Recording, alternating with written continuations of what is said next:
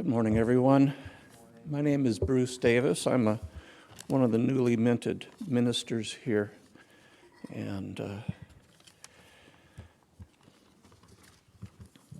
thanks for coming on a Super Bowl Sunday. I know a lot of you have probably a pretty busy day today, but I think it's, these services, and I truly believe these are services that these gatherings are, whether it be here or in a church or a tabernacle, wherever, because they bring down the light into the world that's sorely needed. And I think it's not something that I do from up here. I think we're all participants in this drawing the light down. We have a synergy. I'm drawing from you, you're drawing from me. And through our love of the masters and the guru and of God, that we can draw. It's a magnetic draw of the light down into the world. And it's really important, especially these days, it's really important. And it goes beyond that. We all benefit from these services. We get some upliftment and joy out of it. And then like little bees coming from the flower back to the hive, we bring that back to our families and workplaces and Super Bowl parties. And we share that light, whether we're doing it consciously or not. And it is better if we can do that in a conscious way, to share the light with everyone. So today's topic, let me just read what the gospel says, reread it. As many as received him. That's an interesting word. What does it mean to receive? And what are you receiving? To him he gave power. We're talking about power here, to become the sons of God. Well, Jesus was a son of God. That's a pretty high bar. I mean, we're talking about some power here. And what is it to receive him? The standard definition that you hear is you need to believe. The Greek is credo, and you just need to believe on Jesus, and that's all that needs to happen. Well, I suspect this is a bit more than that. I mean, to become a son of God, that's a pretty high bar. So what is this receiving that we're talking about here? So think about a moment when you were so deeply in tune with something greater than yourself. A moment when your soul seemed to open and received maybe some peace or inspiration, maybe some wisdom, maybe some guidance. And it kind of came in a way you didn't expect, and maybe you weren't really sure how you got this information, but it was profound and it touched you in a deep way, in a very satisfying way. I call these kind of moments aha moments, because when I have them, that seems to what happened. I just go, aha, it's an automatic response in me. Or sometimes people like to think of them as light bulb moments, where you get a little more light onto the subject, and you just all of a sudden you get that. So that is the essence of what's called soul receptivity and attunement. So that's what we're going to explore today, is that essence. And it's kind of in a communion with the divine is what we like to think of it. So I've had a couple moments like this. I remember one time this is when I was dating my first wife, and we've been dating a few months, and she had a couple little boys. The youngest was about 4 years old, and one day he was looking at me pretty quizzically, skeptically, I would even say. And in that moment, I knew that there was karma going on here, that we had a link and we had stuff to work out.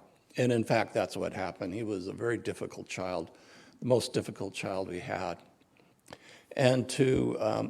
But it's still coming on. In fact, some of you know I have a hardware store, and he is in fact the manager of my hardware store. So it goes on. It continues.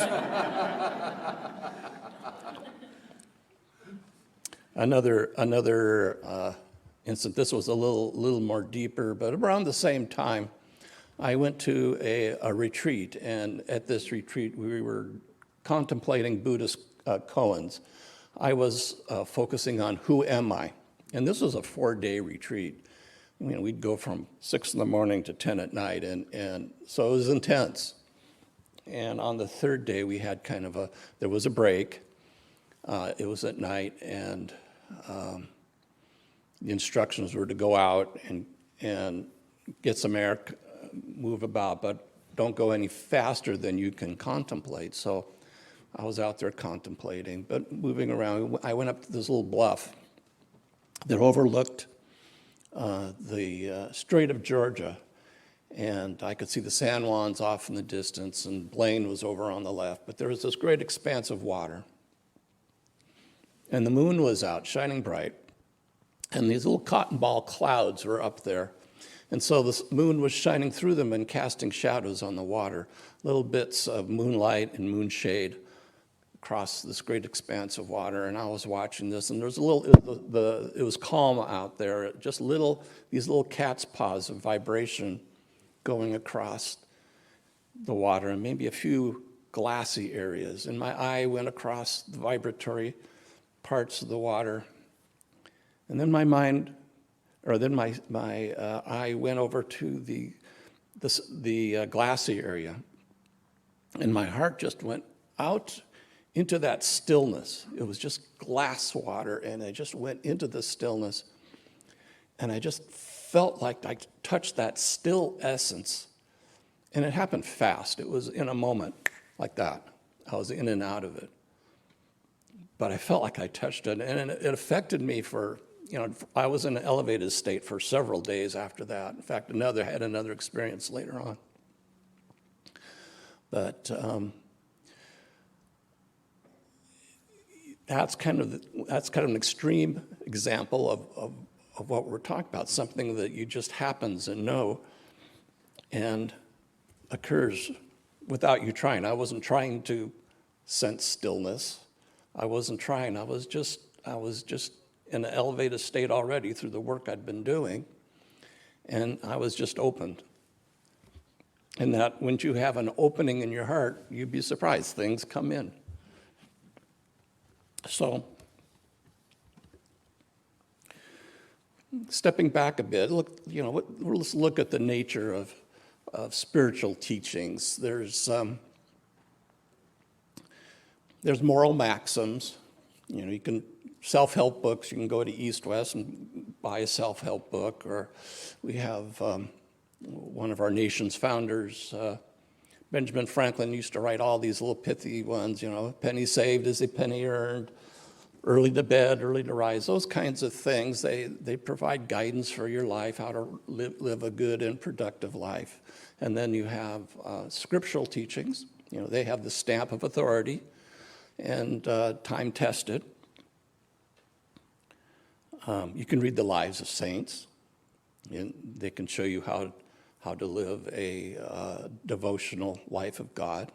You can go to a priest or a minister and get personal advice crafted towards your particular instance and your concerns. You can study the life of a living saint or a mentor, somebody who you admire.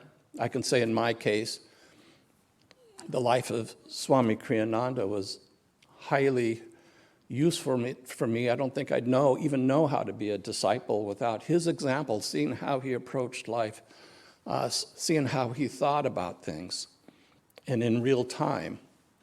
And I've read the books, I've read Master's books, his books, but really I think it was his living example is what touched me and got me in tune with being a disciple.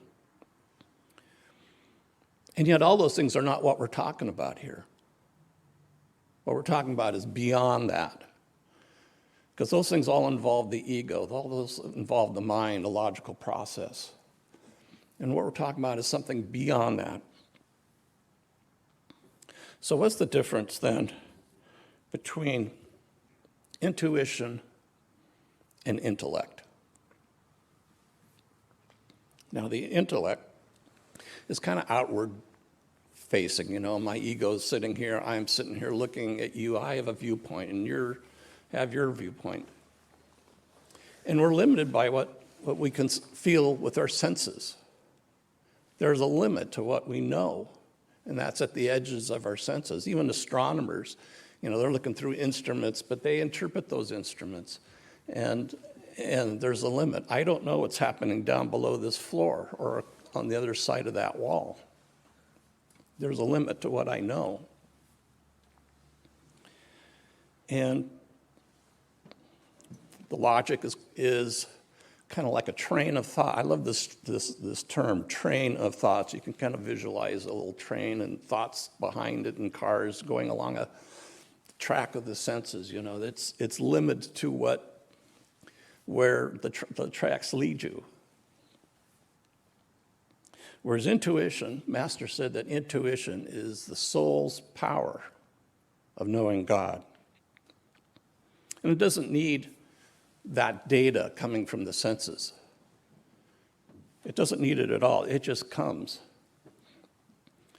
And a lot of times you don't know how you know things. You might be studying a problem and focusing on it. And maybe you'll take a step back and do something else, and all of a sudden the solution will be in your mind. It's said that Einstein, he was a part-time physicist. He had a job in a patent office, but he was schooled in physics, and he was focusing on these problems, but he was off on a hike when the theory of relativity came to him and hit him, and he had all these answers. He had to rush home so he could write it down, and then it took him 2 years of math, and he had to get some friends in to help him with the math to figure out how to communicate what he experienced to the world. But it came when he wasn't really trying to figure it out. So how does this work? How does this intuition thing work? Master often compared the soul to like a radio receiver.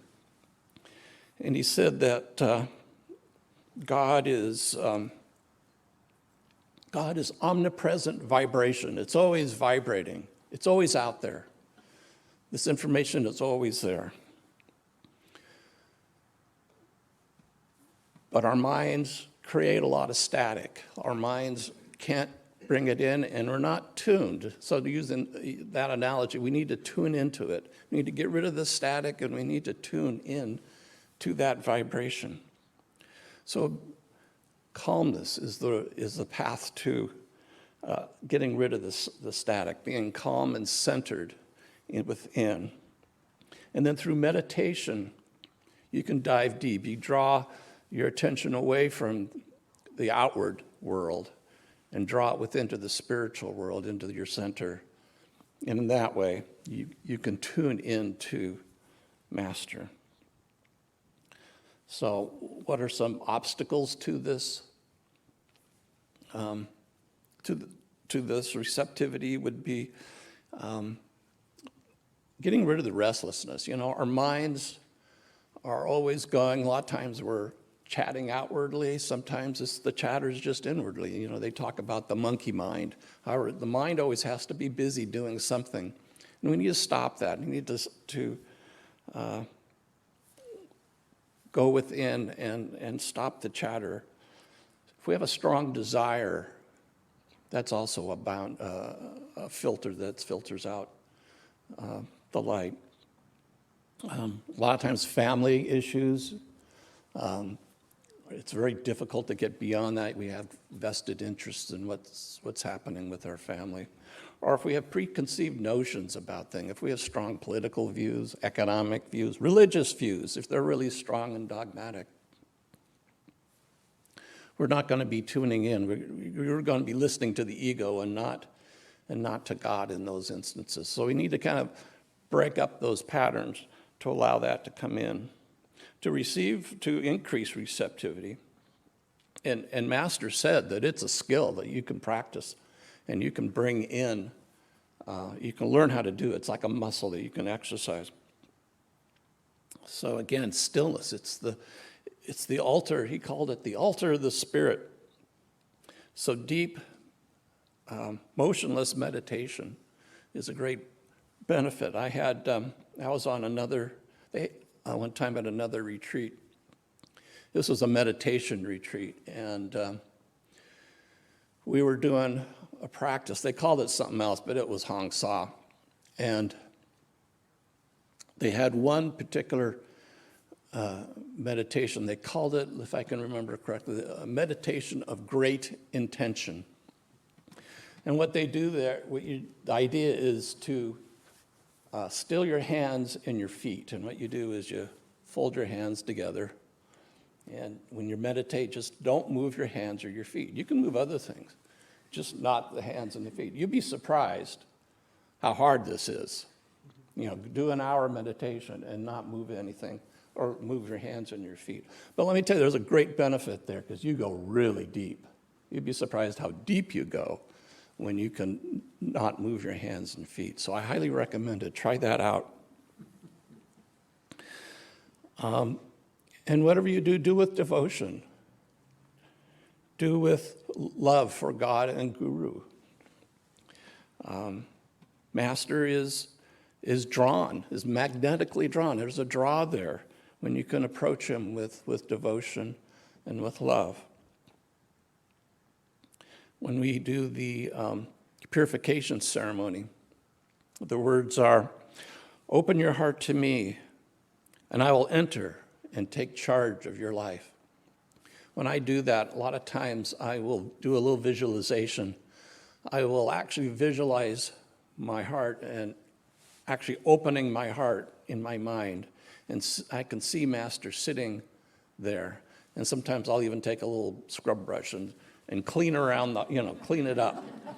It makes you feel lighter. I enjoy doing that. But we're never separate from God, and if we can keep that consciousness together.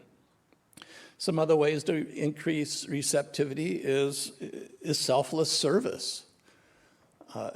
When you serve others, you don't think about yourself as much, and your ego, the walls on the ego just get a little bit thinner when you can focus on other people, help them, and think about them. Satsang is a great way. When you're in company of other disciples, your energy is uplifted. When you're not in company with other folks, they have a different vibration, and you probably have walls around you that protect you, and you need to put your energy out a bit so you won't take on their vibrations.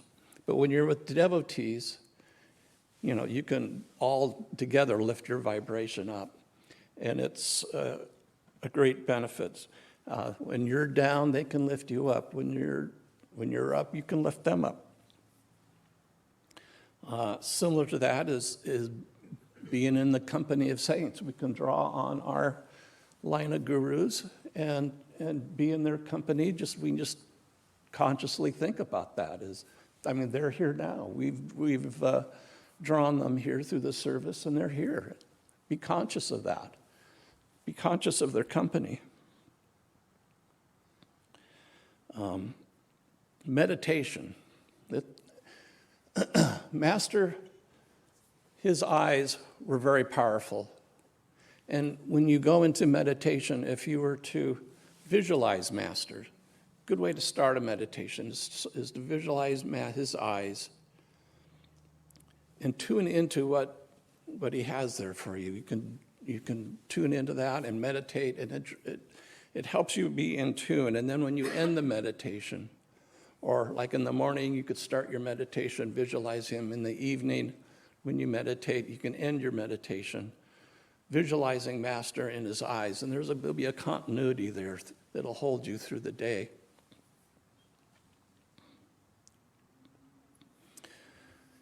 Something else we can do is to be a force of good for the world. Now, Jyotish and Devi have been talking about this. They have a theme of being in service. Master talked about his mission as being of meditation and in service. So he wants us to go out and not only just meditate, but go out in the world and share that, just like the bees do when we're sharing our little honey of attunement.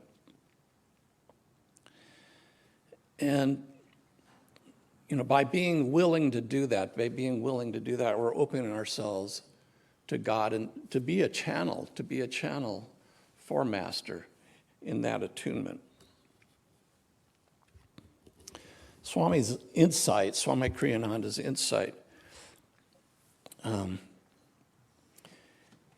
he says, you should feel like Master's working for you, but you should also feel like you're doing it too. He says there's a balancing point in there. God is flowing through you, Master's flowing through you, but you also have to do it. So your intention is involved as well as his. You need to work on putting out. So let me read. I'm going to read from Whispers from Eternity in conclusion. This is number 54. Tune us, that we may hear thy voice. Volumes of thy Savior voice resound through the loudspeaker of every loving heart. The voice of thy wisdom roams through the ether of space, seeking everywhere hearts that are tuned to ecstasy.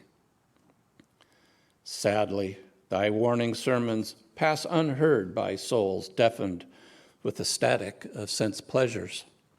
O divine broadcaster, tune our souls, long distracted by the static of our indifference. Fine-tune us with the delicate touch of soul perception. Grant us the privilege of hearing thy magic melodies in the ecstasy of divine awakening. I don't think I can say it any better than that. So in summary, true spiritual growth arises from soul receptivity. It's important to do those other kinds of teachings that we talked about earlier. I think a lot of those are preparatory to stepping beyond. But a lot of the growth does come from reception and attunement with the divine. Because we open ourselves beyond ego and intellectual effort, and we become channels of divine love. This communion touches hearts and awakens the soul in others more than words can ever do. So let's cultivate this inner attunement daily through meditation, prayer, surrender, so that in our words and actions, the Spirit may freely flow through us, touching and uplifting all who you meet. Thank you.